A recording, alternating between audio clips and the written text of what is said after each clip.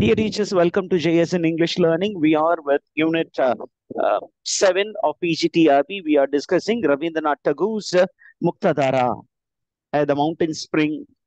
And in this translation, you will find it as the waterfall. The original meaning of Muktadhara is, what is the original meaning? A free-flowing rivulet. That's the meaning. Oh, so the reference is to a mountain spring. So there is a mountain country called Uttarakhand, which is trying to control the people in the plains. And the people in the plains are called Shutarai. And those people of late are not paying their taxes. அதுதான் அந்த நம்மளுடைய ஸ்டோரியோடைய background. So almost for 25 years, the royal engineer of Uttarakhand, what is his name? Remember the name? Yeah, Vibhuti. He has put a lot of efforts, made several attempts, and at last, after 25 years of struggle, he was able to construct a very big machine. It was an architectural marvel. It was a machine which was created, which was terrorizing the onlooker. It was in the backdrop of nature, which appeared to be a monstrous structure, which was erected across Muktadhara, and water flow was checked. The free-flowing stream was checked, and people of Shivtarai were not aware of it.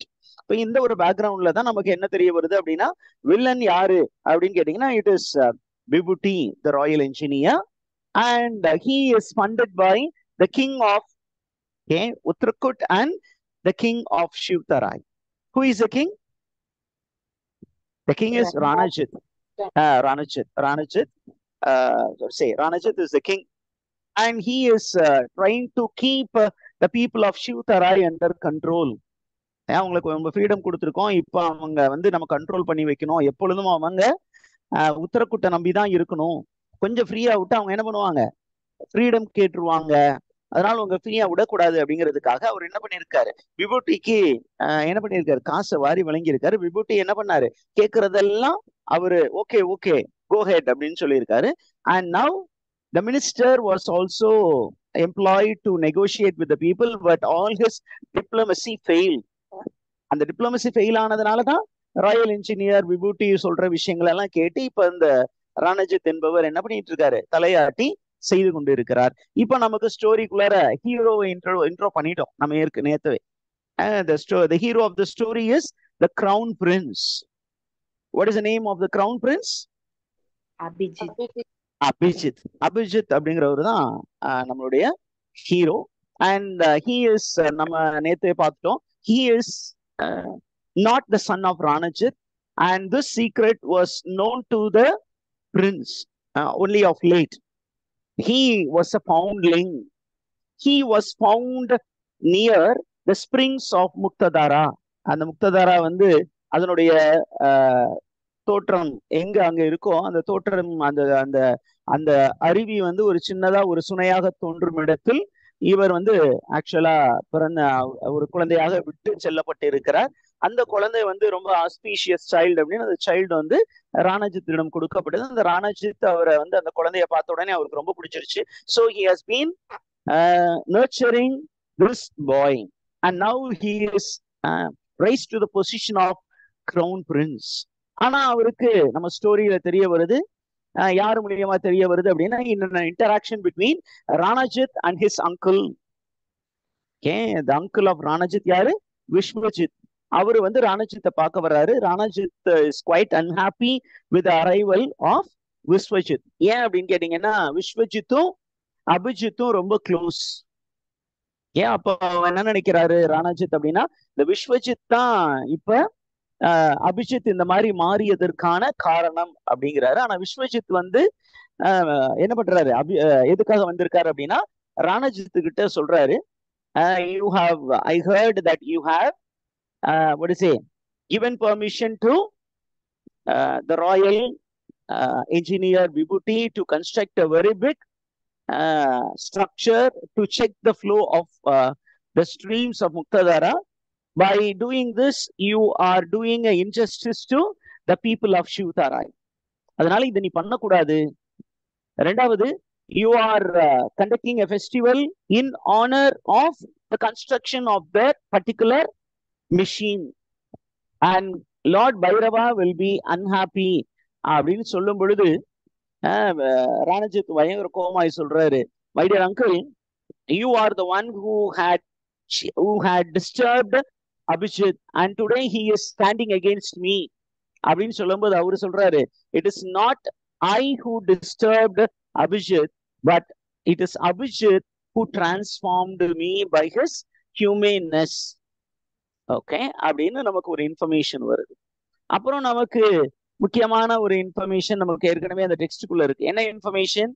that Vishwajit tells Ranajit that one fine day, okay, one fine day, this boy Abhijit, okay, was visiting the palace of Vishwajit. அப்ப அந்த பேலஸ்க்கு போயிருக்காரு, விஸ்வஜித்துடைய பேலஸ்க்கு போயிருக்காரு. And on a night which happened to be the lamp festival, இந்த கார்த்திகை தீப திருவிழா அந்த மாதிரி வச்சுக்கோங்களேன். தீப திருவிழா அன்னைக்கு, கார்த்திகை தீப திருவிழா அன்னைக்கு எல்லாரும் பிஸியா இருக்கும்போது இவன் என்ன பண்றான், அந்த ஒரு பேலஸினுடைய மாடியில பால்கனியில நின்றுட்டு he is gazing at the summit of Gauri. அங்க ஒரு மலையில இருக்கு, அந்த மலை முகடு, அந்த மலை முகடுக்கு பேரு கௌரி மலை முகடு. அங்க நின்றுட்டு என்ன பண்றாரு, he is watching something.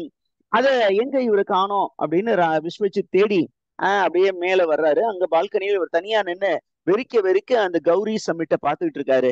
அப்போ இவரு போய் கேக்குறாரு, என்னப்பா ஆச்சு, ஏன் அந்த மலை முகடை அப்படி பாத்துக்கிட்டு இருக்க அப்படின்னு சொன்னோன்னே இவரு யாரு, Abhijit, the crown prince is telling Vishwajit என்ன சொல்றாரு அப்படின்னா, I am seeing a vision of the roads of the future.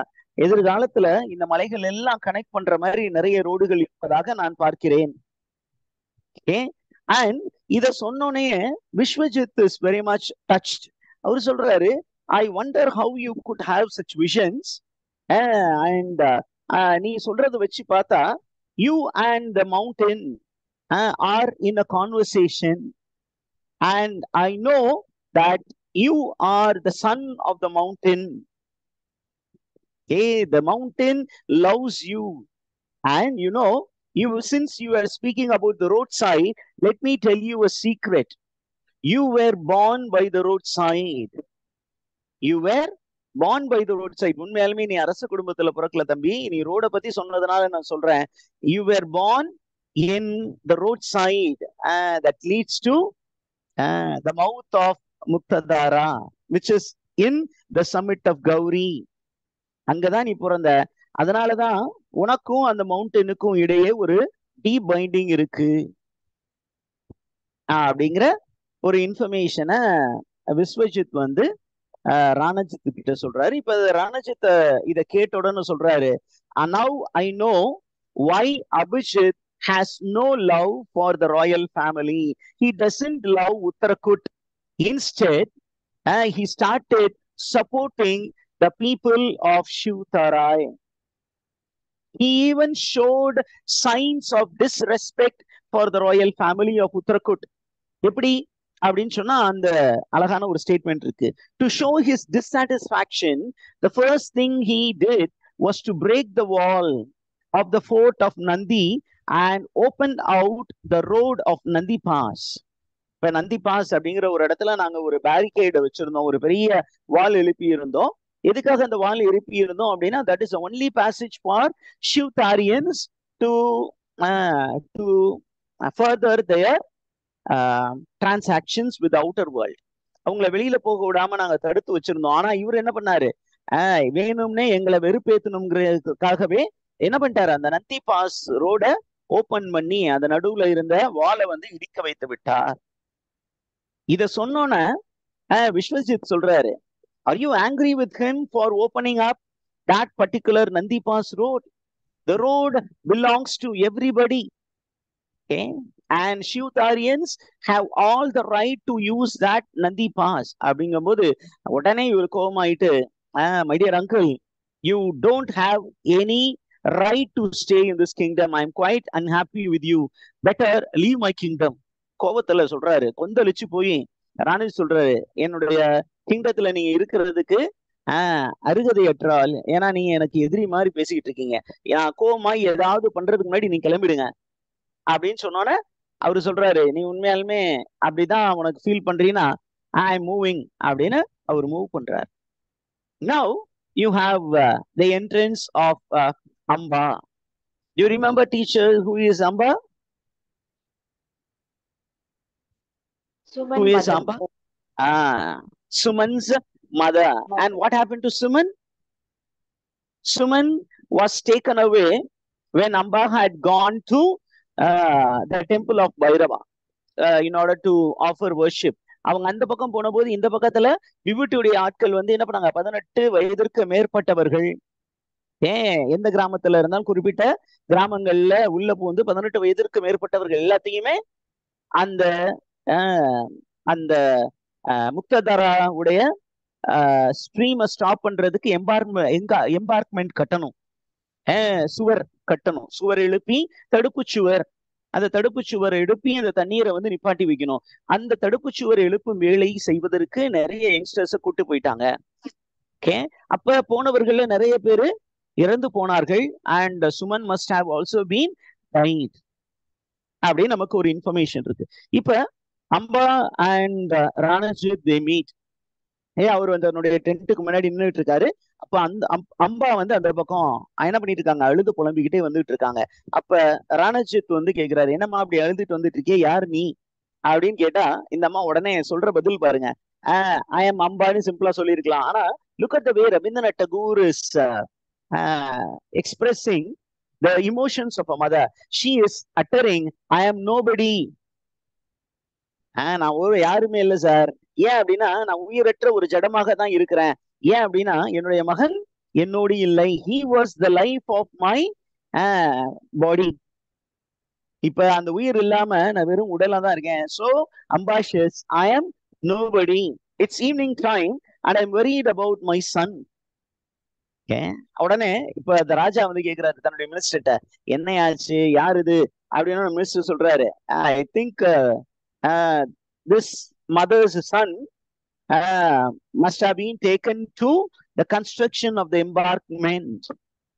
உடனே ராணஜித் கொஞ்சம் ஓகே, அப்ப போயிருந்தானா அவன் உயிரோட இருக்கிறதுக்கு பாசிபிலிட்டிஸ் இல்லை, ஏன்னா நிறைய யங்ஸ்டர்ஸ் எடுத்துட்டாக விபூதி சொல்லி இருக்கிறாரு. உடனே அவர் என்ன சொல்றாரு, அந்த அம்மாவோடு ரொம்ப அழுது புலம்பிக்கிட்டு இருக்காங்க. அந்த அம்மா கிட்ட இவர் போய் பேட்ரியாட்டிசம் பேசுறாரு. I assure you, your son has received the last great gift of life. What is the last great gift of life? To lay down one's life for one's country. This is what we call as patriotism. On the side of the rulers, if somebody were sacrificed on a particular project, they call it as patriotism.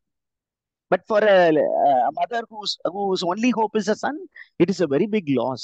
அப்போ என்ன சொல்றாரு, உன்னுடைய பையன் ரொம்ப ஹாப்பியா இருமா, உன்னுடைய பையன் வந்து நாட்டுக்காக உயிரை கொடுத்துட்டான் அப்படிங்கறத மறைமுகமா சொல்றாரு. அப்ப இதை கேட்டோம் அந்த அம்மா என்ன நினைச்சிட்டாங்க, உண்மையாலுமே the son has received a great gift. Had he received the gift, hey, he should come home to see me.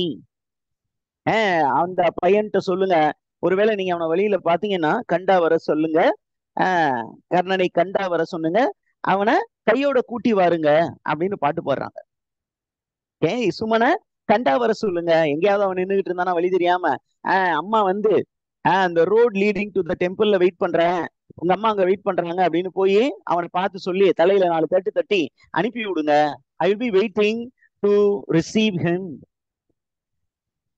This is only to show how young people were sacrificed by the government for developmental projects. எல்லா கவர்மெண்ட்டும் பண்றதுதான். English government பெரிய அளவுக்கு பண்ணுச்சு. while constructing several dams in India, they compelled many youngsters to be part of the project and many people died. Even today it's happening in India. Maybe now gift money is given, but the gift money is not equal to the life that is spent. Did you understand this concept, teachers?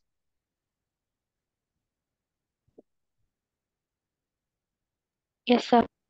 Shall we move to the next section? The next section begins here.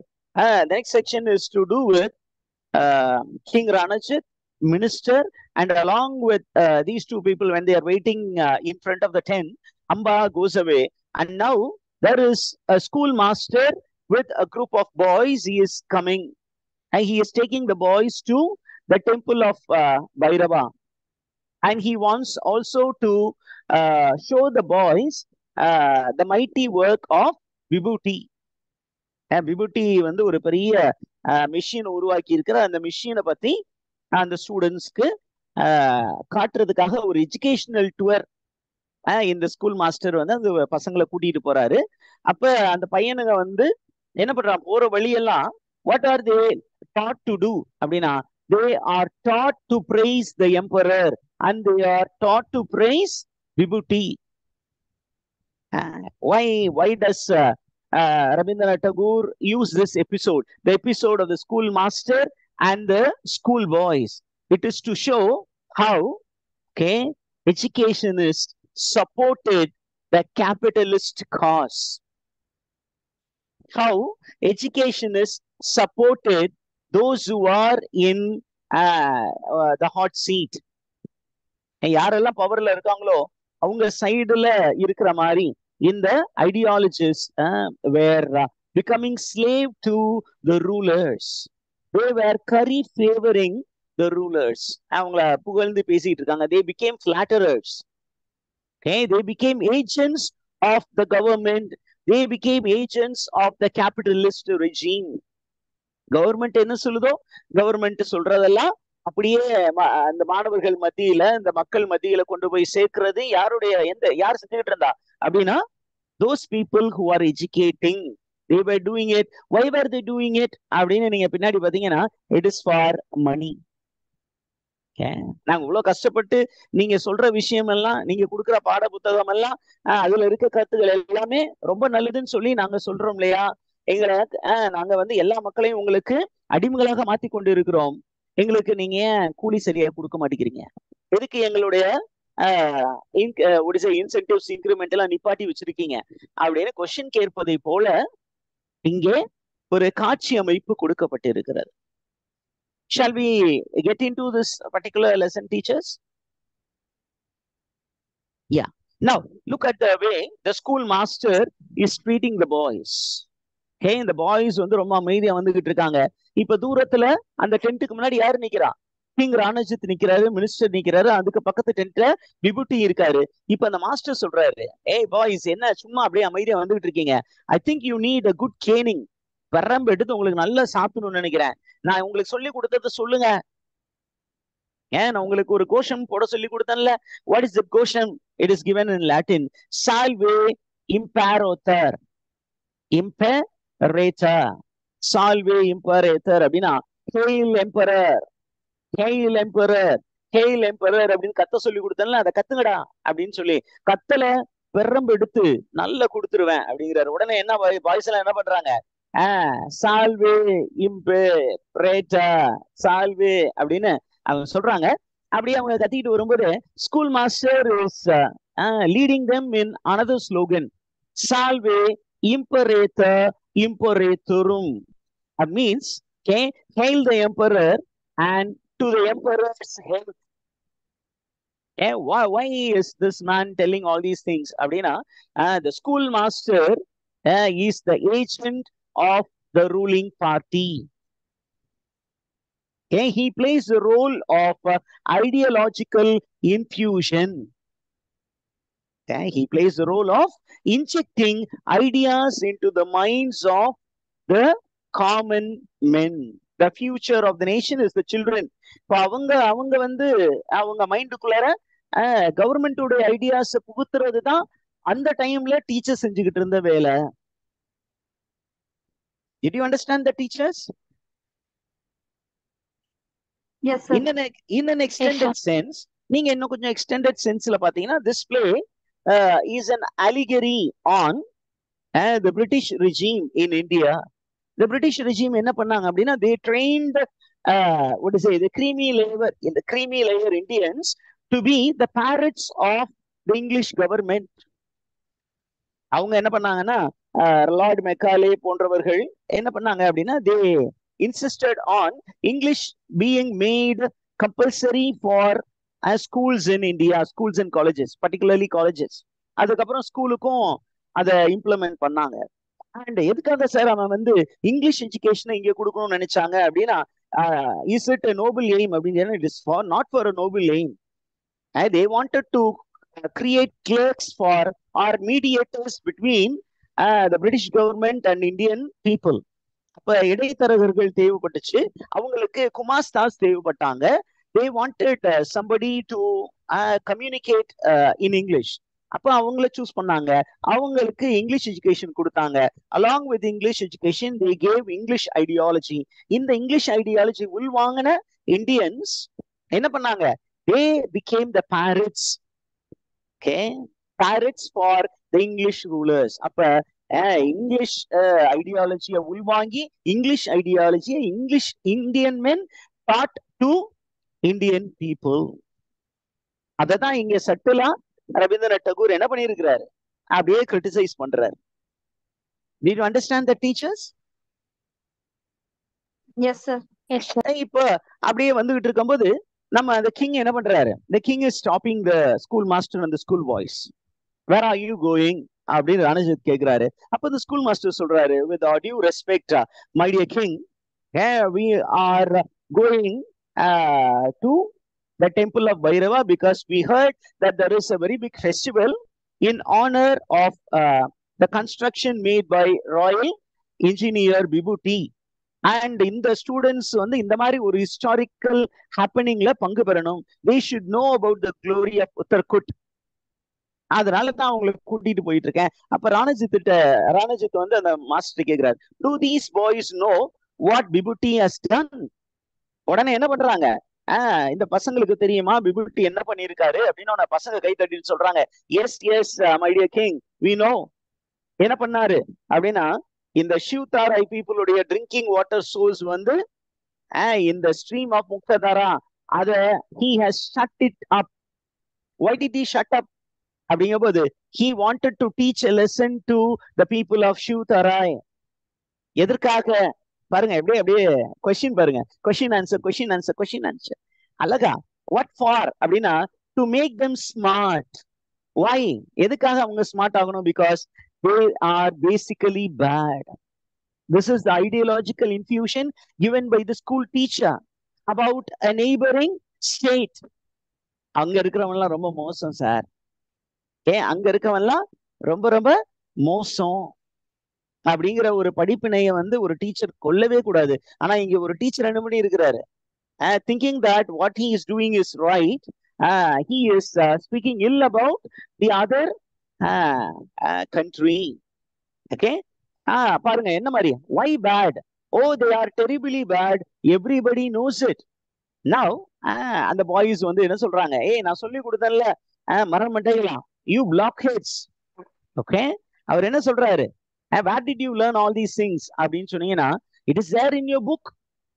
ஒரு புக்லயே இன்னொரு ரேஸை பத்தி, இன்னொரு group of பீப்புளை பத்தி தப்பான information அவங்களுடைய உத்தரகோட் புக்ஸ்ல இருக்கு. என்ன அப்படின்னா, the religion of Shivtarians is a rotten religion. எல்லாமே அப்படியே it's a subtle criticism on English rulers in India. அந்த டைம்ல Christian rulers were in India, and the Christian rulers என்ன பண்ணாங்க, அவங்களுடைய புத்தகத்துல என்ன பண்ணாங்க, Indian religion, Indian culture was what to say, represented as something bad, as something backward, okay, uncivilized அப்படிங்கிற மாதிரி history was written. அதற்கு எதிராக ரவீந்திரநாத் டகூர் இந்த பிளேல வாய்ஸ் பண்ணியிருக்கிறாரு. ரெண்டாவது, அந்த ஸ்கூல் மாஸ்டர் என்ன சொல்றாரு பாருங்க, he is signaling to the people and the nose. இந்த நோஸ் பத்தி சொன்னலடா, அதை சொல்லுங்கடா அப்படின்னா என்ன அப்படின்னா, the people in Shivtarai don't have high bridged nose. நமக்கு வந்து உத்தரகோட் பீப்புளுக்கு ஹை பிரிட்ஜ் நோஸ் இருக்கு, நோஸ் கொஞ்சம் அப்படி இருக்கு, ஆனா அவங்களுக்கு அந்த நோஸ் இல்ல. So what does that high bridge nose denote அப்படின்னா, இந்த மாதிரி ஒரு நோஸ் இருந்தா, அதாவது நம்ம உத்தரகோட் பீப்புளுக்கு இருக்கிற மாதிரி அந்த நேசல் டிசைன் இருந்ததுன்னா, that is a sign of greatness. We are a very great race. English race is a great race. நமக்கு இருக்கிற மாதிரி விஷயம், நமக்கு இருக்கிற மாதிரி இந்த ஸ்கின் கலர், ஒயிட் கலர் அவங்கள்ட்ட இல்ல. அப்ப we are God's children, they are demons children. What was how Dravidianism was rewritten after the arrival of Aryans. அந்த மாதிரி தான். Okay, they were asuras. They were the offsprings of asuras. We are the offsprings of gods. அதே மாதிரி தான் இங்கிலீஷ்மென்னும். என்ன சொன்னா, white skinned fellows are racially superior, black skinned fellows are inferior, they came from apes அப்படின்னு சொல்லி என்ன பண்ணா, ஒரு ரேஸையே கீழே பார்த்தாங்க. அதே ஐடியாவை இங்க என்ன பண்ணிருக்காரு, ஒரு ஃபிக்ஷனல் செட்டப்குள்ளார டகூர் கொண்டு போய் வச்சு இன்டைரக்டா என்ன பண்றாங்க, ஒரு ஆப்பிள்குள்ளார ஊசி இறக்குற மாதிரி he is actually criticizing the British government in India through this play. Did you understand this, teachers? How this play is a multi-layered play?